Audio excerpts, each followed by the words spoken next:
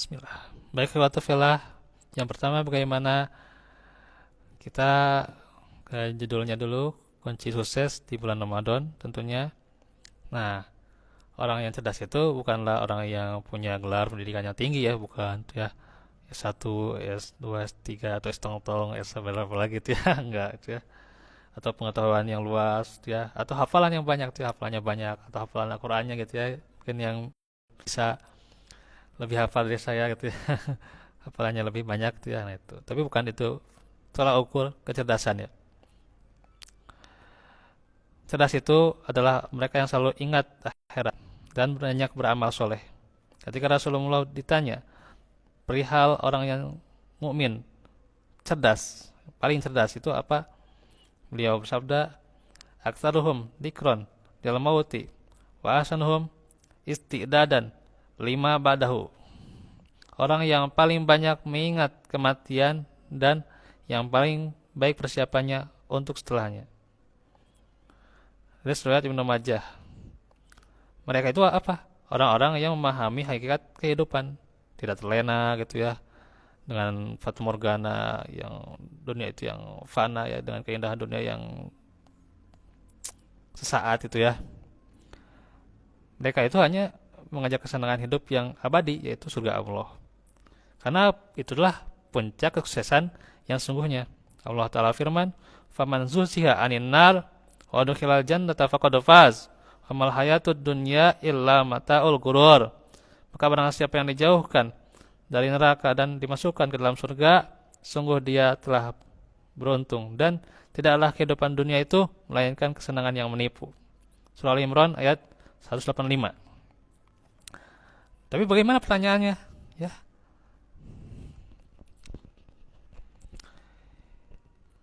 gimana cara kita agar memaksimalkan bulan Ramadan? Ya, serta cerdas memanfaatkannya, meraup pahala yang banyak. Nah, itu ya. Nah, satu filah nanti kita berkala ya mengkaji. Ini dulu ini tulisan kajian Cita Takwa ya. Di antaranya nanti kita secara bertahap ya.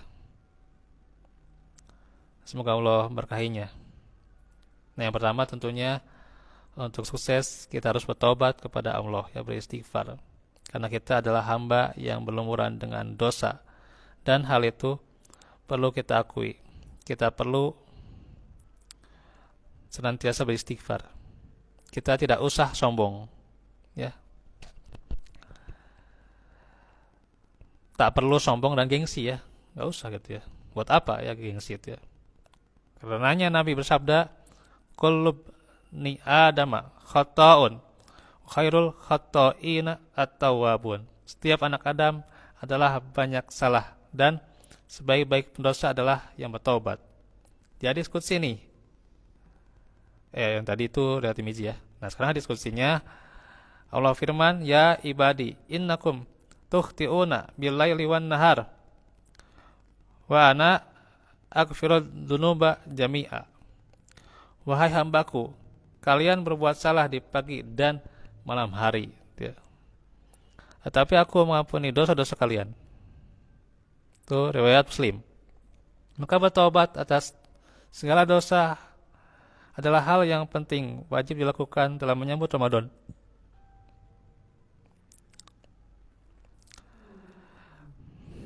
Merengek di hadapan Allah, meminta agar segala dosa kita ditutupi dan diampuni olehnya. Nah, kita harus sadari bahwa dosa-dosa yang kita perbuat hakikatnya adalah beban, dan nantinya kita berat ya. Langkah kaki kita dalam beribadah kepada Allah, apalagi nanti di akhirat ya. Sebagaimana firman-Nya, "Alam nasrah laka sadrak wa wada'na anka wizrak alladzi anqadha zahrak." Bukankah kami telah melapangkan dadamu wahai Muhammad untukmu, dan kami telah menghilangkan bebanmu, apa itu? Dosa-dosamu ya, yang memberatkan punggungmu. Surah Al-Insyirah ayat 1 sampai 3. Ini harus kita perhatikan baik-baik ya. Allah mengatakan kepada Muhammad bahwa dosa yang beliau perbuat apa? Sebagai pemberat punggung beliau ya tuh. Padahal dosa yang beliau, ya, ini Nabi Muhammad ya cuma sedikit. Kalau para nabi itu kan dimaksum ya, dijaga. Dan itu pun telah diampuni oleh Allah. Lantas bagaimana dengan kita yang dosanya menumpuk ya, siang malam terus bawa dosa gitu ya, sederhana gitu. Nah, kita jarang bertobat kepada Allah ya. Sementara Nabi Muhammad beristighfar setiap hari ya. Beliau bersabda, "Ya ayuhan nas, tubu ila Allah wastaghfiruh fa inni atubu fil yaumi mi'ata marrah." Wahai manusia, bertobatlah kepada Allah dan mohonlah ampunan kepadanya karena aku bertobat dalam sehari sebanyak 100 kali ya. Nah, ini kita kadang merasa berat dalam beribadah kepada Allah lantaran dosa-dosa ya yang telah kita perbuat ya. Ini memberatkan langkah kaki kita ya. Nah, sehingga kita tidak bisa melari menuju Allah. Padahal kita diperintah untuk ya, diperintah untuk berlari menujunya. Maka Ibnu Qayyim berkata, apabila punggung telah berat oleh beban tumpukan dosa, maka hati akan terasa berat melangkah menuju Allah dan anggota badan akan terasa berat untuk bangkit melakukan ketaatan.